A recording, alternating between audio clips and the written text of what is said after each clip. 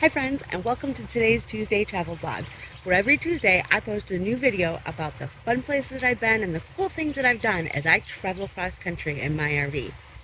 Don't forget to click like, subscribe, and the bell icon so you can get notified of all of my videos.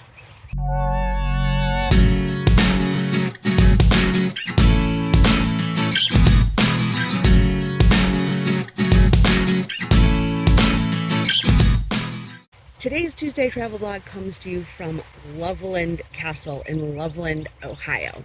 I'm sitting on the banks of the Little Miami River. If you hear any whooshing in the background, it's the river. But let's talk about this castle that you can see behind me. This castle was built by Harry Andrews. Harry Andrews first comes on the scene as a young boy at Fort Dix, New Jersey, during the meningitis breakout in the early 1900s. Deadly. So many soldiers were dying from this deadly strain of meningitis, to the point that they thought he too was dead. Marked him deceased, take him off to the coroner's office, and as they start to cut into him to take some cultures of the meningitis pathogen, he starts to bleed. And they realize this guy is still alive. So a new technique back then was to take adrenaline and basically inject it into his heart to get him started. So they bring him back to life.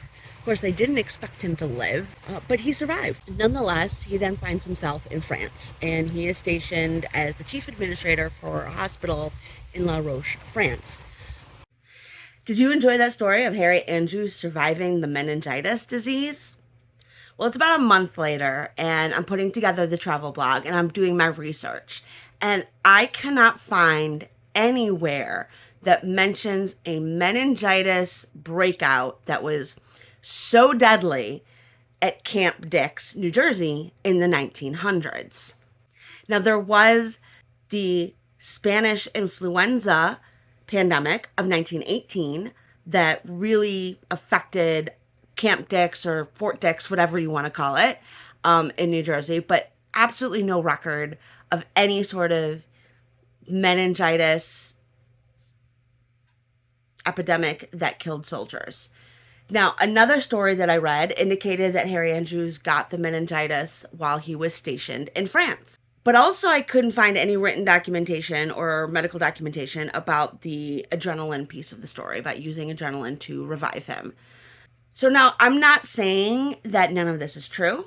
I'm not saying he didn't get meningitis. I'm not saying he didn't miraculously survive after being pronounced dead, or that perhaps they used the adrenaline to revive him. I'm just saying that there are some facets to this story that do not seem to check out. But every good castle needs a legend, so let's get back to the castle itself. He comes home, and in 1927, he buys this plot of land. Now, he's a Sunday school teacher, so his original thought was on this beautiful river that they would just use this area for the boys from Sunday school to go fishing and camping and just kind of getting out and enjoying nature.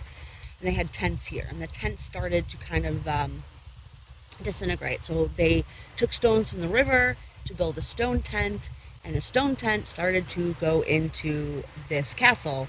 The late 1920s French-style castle, they say that's at 1/5 the scale you would find at a normal castle in France. He continued to work on it until his death in 1981, and it is now a museum. It's only $5 to get in.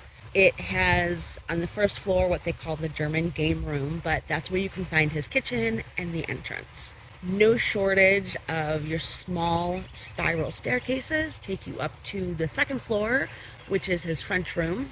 Here you can find a long wooden table for seating of guests, a bathroom, and of course his bedroom.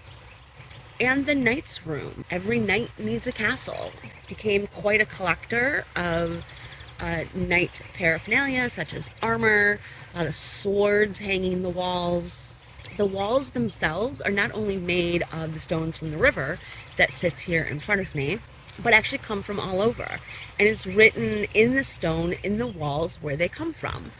You can find stones from Kenya, Italy, all over the US, Jerusalem, and even what claims to be a meteorite. Even stones from outer space build this castle. Also built into the wall in his small little chapel are the Ten Commandments.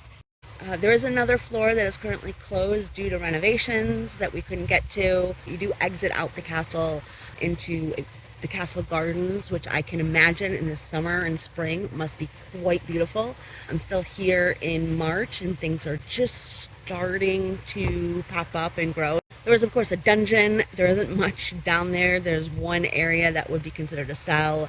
Lots of very intricate, beautiful looking doors. A lot of them are currently locked and closed up.